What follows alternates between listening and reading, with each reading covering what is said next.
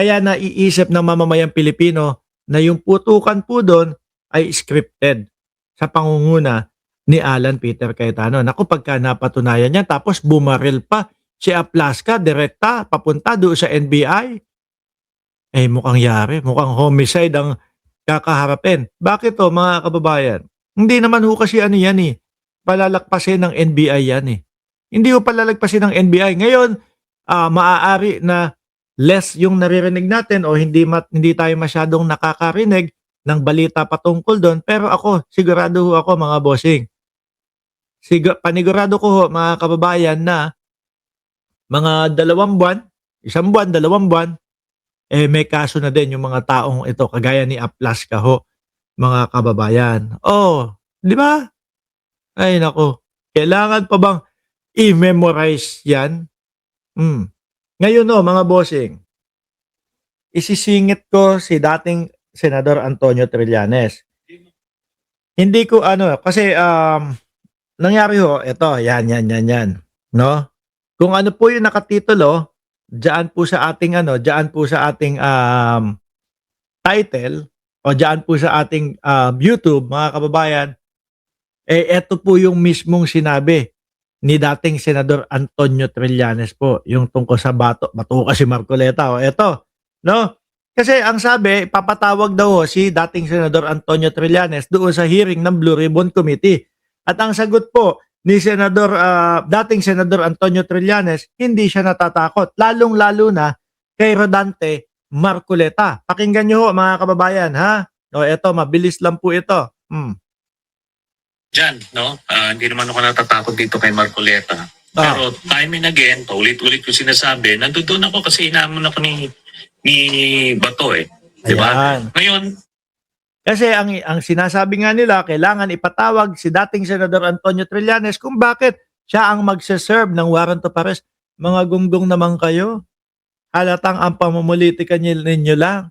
Ang daling intindihin yan. Simple lang, hindi siya ang magse-serve ng warrant of arrest. May mga NBI doon.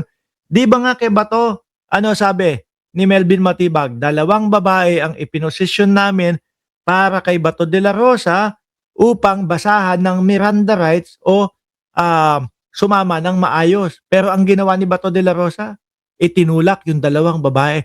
Dapat, Marcoleta, kung sino man yung magpapatawag kay Trillanes dahil sa Senado, doon pa lang alam nyo na yan kung matalino kayo. No, paano sasabihin na si Trillanes ang magsaserve ng warrant of arrest? Eh yun nga, 2 babae ang inilagay para basahan ng Miranda rights. Si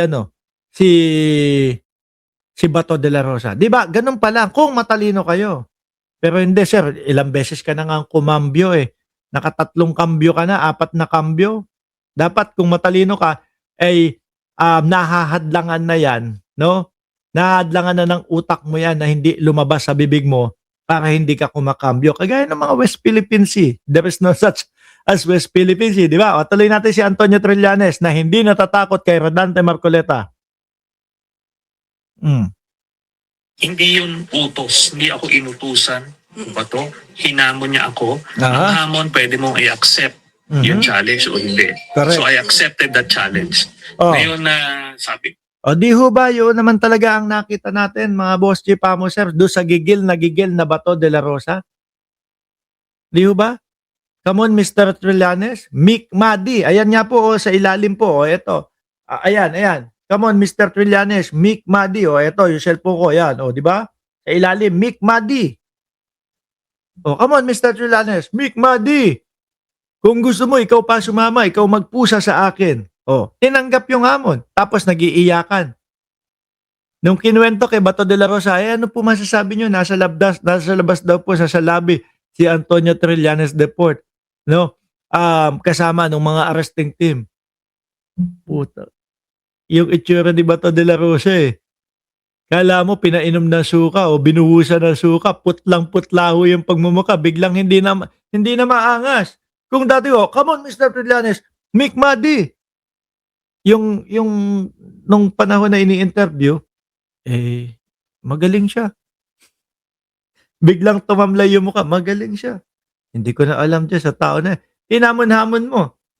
Tapos ngayon, biglang Hindi mo na alam kung ano gagawin sa tao na yan. O, tuloy pa.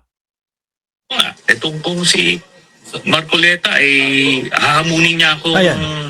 pumunta ng Senado para batukan siya. I will accept that as well. Okay, sir, update na lang po sa... O, yan, Marcoleta. Naku, maging matapang ka. No? Sana marinig mo. Sana wag mong palampasin. No? Hamunin mo. Pumunta sa Senado. No, kung baka dagukan ka talaga nitong si Trillanes. Pag sila, sige nga, dagukan mo ako eh. Kung may paghamon na ganun, wala naman hong kaso yung kung i-accept niya yung hamon na ho na yun. Di ba mga kababayan? Gagawin eh. Kung yung dating Pangulo nga, nandoon na eh. Napagtagumpayan ni Trillanes na maipakulong eh. Ang dating Pangulong Duterte eh. Parang kayo, sisiw lang kay Trillanes. At tuloy pa natin. ICC, sir, may info ba tayo na may darating pang mga ibang arrest warrants? sir? Nako, Yes, may darating pa, pero ilang months down the road pa yan lalabas. May info tayo, sir, kung nasaan po si Senator Bato de la Rosa as of the moment? Marami mga leads pero kailangan i-validate ito eh kasi we have to be very sure. But in time, ano yan? Magkakamali yan. Pag dumungaw yan, arestado yan. Hindi ako dyan. sandali, kala ko sir, pag dumungaw yan, sa pulsa noo yan. Eh, bakit naman po hindi masasabi ni Mark Ramos yung ganun? 116 na mga illegal na mga barel ang nasa posesyon ni Bato de la Rosa ngayon, mga kababayan. Illegal po dahil, di ba, nirevoke na po ng PNP yung mga dokumento, papeles ng mga baril na yan. Hanggang ngayon, nasa posesyon pa din nila Bato de la Rosa. Kaya nakakatakot armado yung mga yan. At wala nang lisensya. Yung pong yung pong mga baril niyan. Tsaka kung sakali ho, no, malaman na kung nasaan. Eh sa dami ng 116, 117 na mga baril, ibig sabihin madaming tauhan si Bato de la Rosa. Hindi bababa ng 80 yan. Kaya PNP, CIDG, NBI, pag kayo lumusob, pagka kayo natuntun nyo na si Bato de la Rosa, maghanda kayo mga 1,000 hanggang 2,000 kapulisan ang isama ninyo. Oo, hindi naman kayo pwede kayo yung underpower o kayo yung outnumbered dyan sa laban na yan. No? Kailangan mas madami kayo. Yun. Talagang gulpi de gulat. Gulatin nyo na agad para hindi na makapagpaputok. Dahil ang nakikita ko, manlalaban talaga yung kampo ni Bato de la Rosa. Hindi naman ako natatakot dito kay Marcoleta.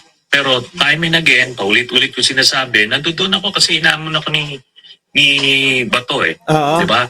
Ngayon, hindi yun utos. Hindi ako inutusan ni Bato. Hinamon niya ako. Ang hamon, pwede mong i-accept yung Ayan. challenge o hindi.